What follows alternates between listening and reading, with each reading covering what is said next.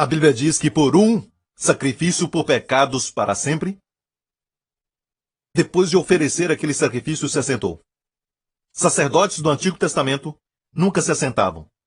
Estavam sempre ocupados em pé, ocupados caminhando, ocupados até matando animais para sacrifício, como ofertas, ocupados matando os animais e limpando o interior, ocupados colocando-os no altar, ocupados limpando do sangue, ocupados profetizando as bênçãos, ocupados. A obra nunca parava. De uma certa forma, quando ensinamos as ofertas levíticas, 5 delas, a Bíblia diz, em Hebreus 10, Jesus mesmo disse para o Pai, em ofertas queimadas e sacrifícios, tu nunca te deleitaste. Então Deus não tinha prazer naqueles rituais que eram figuras e sombra da verdade. Amém? Olha bem, sabe, é como uma foto de um filho.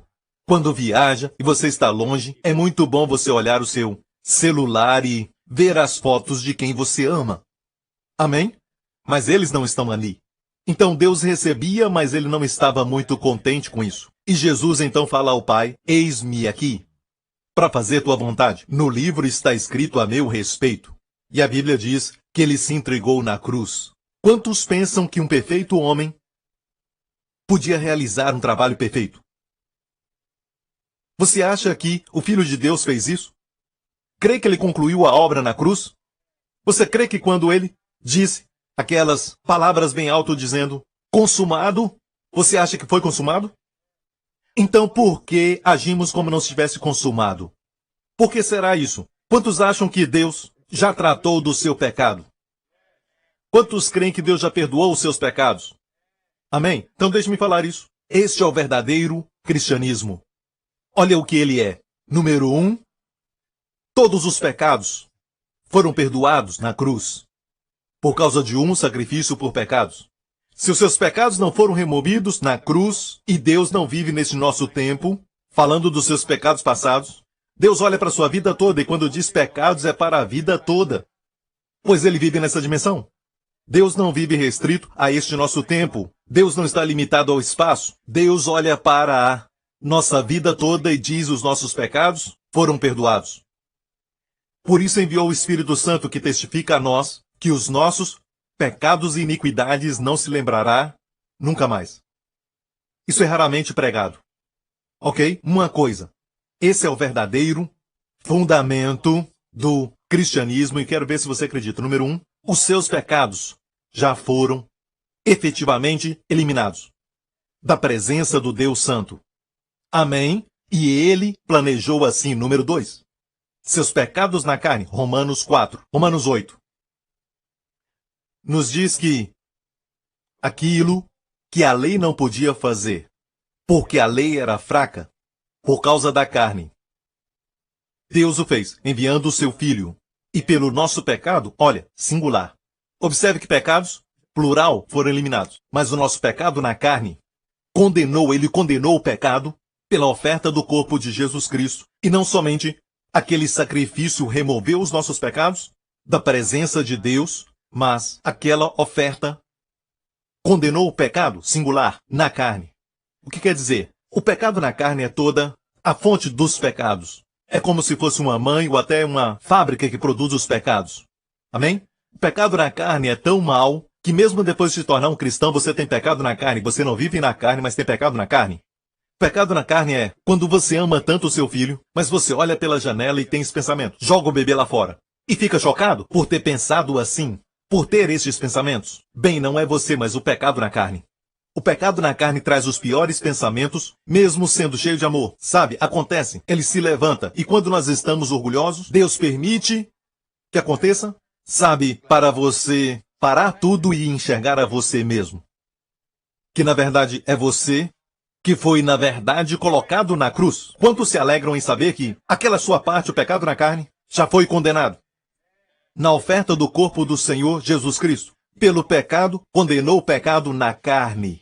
A Bíblia diz, então o nosso pecado singular, na carne, aquela parte que é a fonte de todos os pecados, foi condenada por Deus. Aquilo que você condena quando você vê, Deus já condenou 2000 anos atrás, no corpo de Jesus Cristo. Deus condenou, isso quer dizer que isso pode até existir no natural, mas pela fé diante dos olhos do Senhor, isso não existe mais, já foi condenado. E o que foi condenado já foi eliminado. Amém, a sentença foi executada, o que quer dizer que Deus não quer que você sofra a culpa disso, que você sofra dor por isso, e nem perder tempo olhando para isso. Amém? O que Deus quer de você é que ande em fé, porque no natural está ali, mas pela fé foi eliminado. Foi condenado. Posso ouvir um amém? Então, número 1, os pecados foram eliminados. Número 2, amém? O pecado na carne foi condenado. Número 3, Satanás, que tinha o poder da morte. E o homem teme a morte. Não temeriam a morte se não tivesse pecado, mas pecou. Todo mundo teme a morte. O homem mais forte em toda a terra teme a morte. O mais rico e famoso de todos neste país teme a morte. Todo mundo teme a morte, em vários níveis. Não querem reconhecer isso? Talvez sejam jovens e pensam que a morte está muito longe, mas no fundo, em vários níveis, todos temem a morte.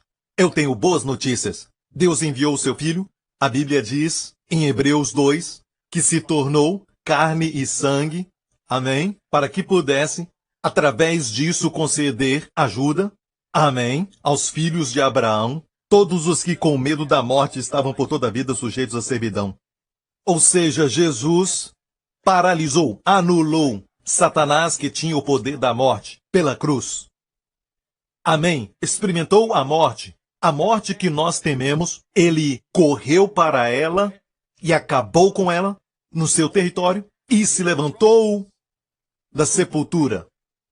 Ressurgiu dos mortos, deixando a morte falida. Amém. Então a morte que todos temem tanto, amém, Jesus Cristo já a destruiu. Você já fez essa confissão pela fé, dizendo que quando Jesus morreu, você morreu com ele? Quando Deus o ressuscitou dos mortos, eu ressuscitei com ele. Quando Deus fez Jesus se assentar, eu me assentei com ele. Isso é que é cristianismo. Amém? Não é somente aceitar a Jesus e, na verdade, a expressão aceitar Jesus eu entendo, mas não é aceitar a Jesus. É um fato de acreditar no que o Senhor Jesus Cristo fez. Amém? A expressão aceitar Jesus não está no livro de Atos, mas sim crer no Senhor Jesus Cristo. Amém? Deus já concluiu a obra e você crê. Amém? Eu compreendo a expressão eu aceitei a Jesus Cristo. Eu entendo a expressão eu encontrei Jesus, mas Cristo não está perdido. Você estava. Amém? Ele não era ovelha desgarrada. Mas essa não é a minha mensagem, ok? Foi extra. De graça. Aleluia. De vez em quando temos que lembrar de todos os fundamentos do cristianismo. É o que nós cremos. Isso é graça. Posso ouvir um amém?